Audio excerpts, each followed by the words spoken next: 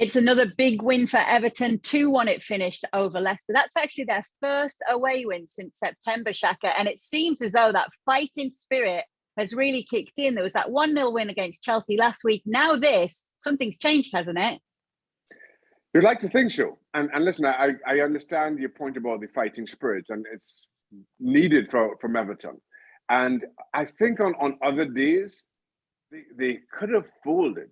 And in many respects, you look back on this one and you can't help but wonder what if. They take the lead, though I thought they probably had the better start.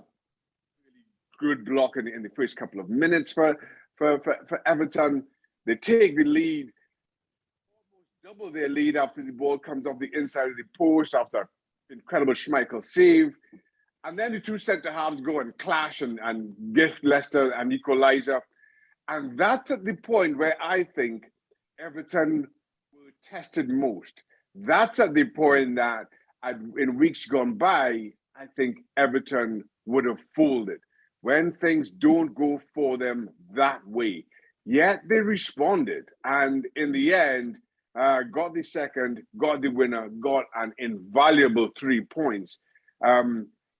For the second week running, and you've got to excuse me here, Kay, Jordan Pickford came up huge. We were having this discussion around his saves last week and again this week. And for a goalkeeper who I do not understand is constantly criticized in the manner that he has, in the last 2 weeks, Pickford has single-handedly won 6 points for Everton in the most crucial of times, in the most crucial of seasons for Everton when you think about what it costs to be relegated. And he needs to be credited for that. So thankfully, you've got me on to do just that, Kate. We will not take it away from you, Shaka. You obviously have every right to say this. But let's talk about that role as well. We do talk so often about the outfield players. But when you have a goalkeeper who's making a difference like this at a time like this, it's so crucial, isn't it? It really is. And incredible saves. It's an emotional time of year. And I spoke about this last week with Jordan Pickford. I feel at times gets a little emotionally carried away. I think at this time of the season, with everything at stake, emotions are riding high. And somehow Jordan Pickford, particularly the last couple of weeks, has been the emotional spark that Everton needs. But he's backed that up with incredible performances. His saves have been top-notch, beyond any kind of doubt or debate. So it's come just right for him in terms of his own personality and the need for it at a time where, as I mentioned, things could have gone so wrong, and maybe in weeks gone by would have gone so wrong for Everton. So Frank Lampard has his goalkeeper to thank. I think Everton have Pickford to thank just in terms of their own approach and the way that they keep themselves in games, the way that they keep themselves emotionally involved through the 90 minutes. Because it has been sorely lacking, and it couldn't be any more needed than at this point of the season. So how's the relegation running looking for you now in the Premier League? Well, and this is a tough one, right? You have Watford, already relegated Watford. Now, you oftentimes see teams already relegated with a freedom that you don't see during the rest of the season because of the tension of their position. But now that they're down, they can be a little bit more free in their approach, but down for a reason, because they're not a very good team. So it's hard to predict.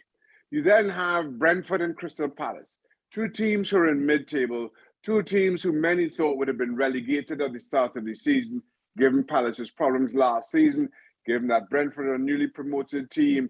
So the question is, are they already on the beach, or do they feel that they still have an awful lot to prove? And then you close out with Arsenal, who are competing for top four honours. At that point of the season, are Arsenal guaranteed top four? Will Arsenal be guaranteed third position? Because that's still within touching distance for them. So it's just so much at stake, and it's so hard to predict everybody's approach. So to that Arsenal game, if Arsenal are guaranteed fourth spot, if they can't get to third, what's their approach? Are they going to make wholesale changes, or are they going to stick with those players who've delivered this response, particularly in the second half of the season? It's tough to call, but Everton know, Frank Lampard knows that all they can do is focus on themselves. Not worry about those others, not worry about their approach or whether they're on the beach or not. Just get the job done. Continue as you've done over the last 2 weeks. If it means hitching on to this emotion that Jordan Pickford brings, then so be it. We know the Everton fans will do their part. That's all they can worry about right now. Just the last comment on Leicester. Their winless run is now extended to 7 games across all competitions. Is this just an end of season drop off? Yes, it is. And I feel you've seen that. And you see that a lot of times with teams who are mid-table, not a lot to play for in terms of position, higher up the table or European places, and no real danger of getting relegated. Oftentimes, they start very well, but after 15 or 20 minutes, if things aren't just going swimmingly, they kind of drop off.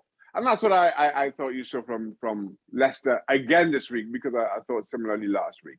Start well, maybe not rewarded for some of that early pressure. You get gifted a goal, but then it just kind of fizzles a little. And I've been there, Kay. I sympathize. While there's a lot of criticism around where you're professionals and you're supposed to do it, I've been there, and it's easier said than done. So I'm not going to be overly critical of Leicester, this late season slump, or as I put it, this how they kind of pack it in after 30 or 35 minutes.